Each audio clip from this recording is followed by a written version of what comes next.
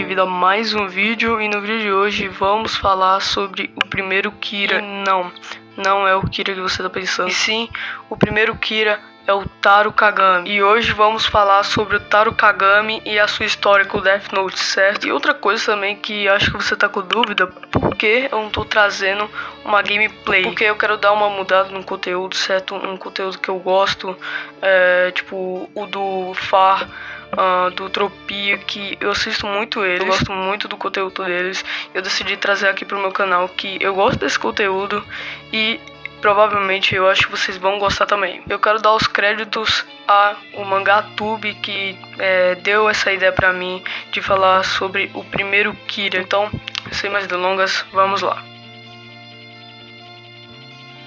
Bom, o mangá começa com o Ryuki, que é o Shinigami que fica lá com o Light. Ele estava sendo zoado por outros Shinigamis depois de deixar o Death Note cair no mundo dos humanos.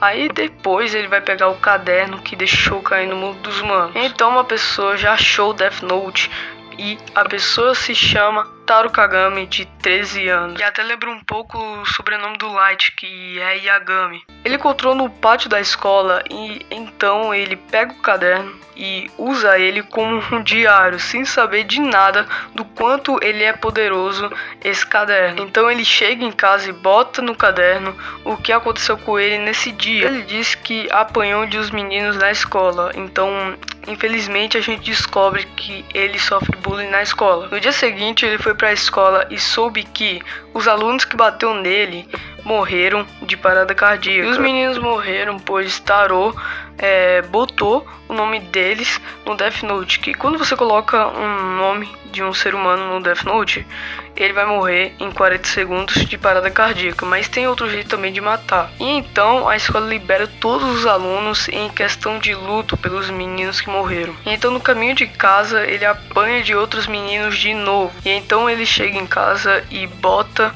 no Death Note o que aconteceu com ele nesse dia. E no dia seguinte ele vai para a escola novamente e descobre que os meninos que bateu nele no dia anterior morreu, pois como eu falei, se você botar o nome de um ser humano, ele morrerá. E então a escola de novo liberaram os alunos em questão de luto pelos meninos que morreram. E no caminho de casa ele vê seu amigo Miura sendo interrogado por policiais.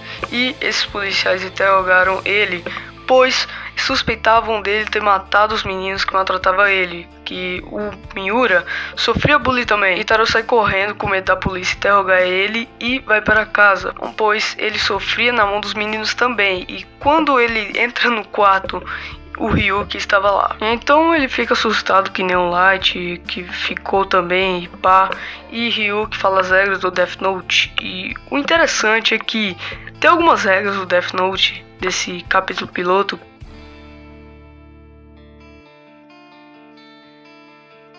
que não estão no anime original e nem no mangá original. E então o Taro se acalma mais e o Ryuki diz que o caderno mata, que até diz pelo nome do livro, né? Caderno da Morte. Já esperado, pelo menos pra mim, os policiais foram na casa do Taro para interrogar ele. E então interrogaram bem rápido lá e depois foram embora. E então os policiais se lembram do caso que foi parecido com esse, de que 5 adolescentes morreram de parada cardíaca,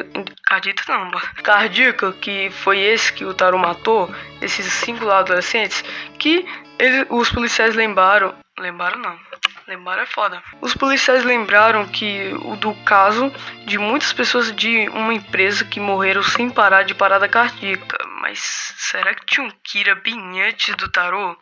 Não sabemos. Os policiais falam que pode ser um caso sobrenatural. E então Ryuki dá uma borracha ao Taro chamada Death Erase, que essa borracha, que se apagar o nome da pessoa do Death Note que a pessoa escreveu com essa borracha, a pessoa voltará à vida. Então Taro apaga o nome dos meninos no Death Note. O interessante é que essa borracha não existe no anime original e nem no mangá original. Então no dia seguinte na escola, os meninos estavam lá na escola, só que por pouco tempo. Bem no minuto que os policiais chegaram para interrogar os meninos que reviveram, os meninos morreram de novo. E não foi o Taro, que matou. Ou seja, existe outro Kira por trás disso. E olha o que o Ryuk falou, velho. A verdade é que eu derrubei outro Death Note. Hehehe. Como eu sou bobo, cara.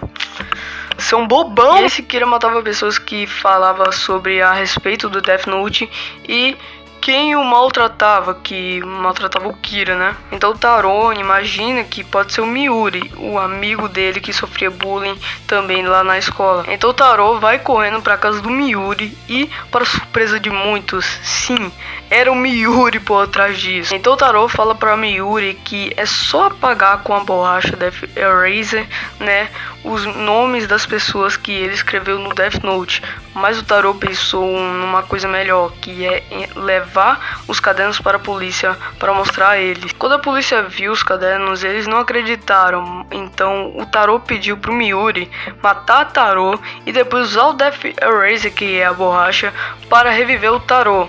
Então o Miuri fez o que o Taro pediu e os policiais acreditaram que o Death Note matava, e depois os policiais tacaram fogo no Death Note. Mas o Taro ainda ficou por 7 anos com a posse do Death Note, isso mesmo. E então o Taro guardou o Death Note em segredo sem matar ninguém.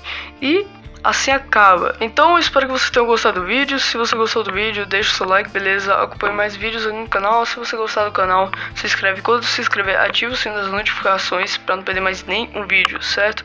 Então valeu, fica com Deus e até o próximo vídeo. Fui!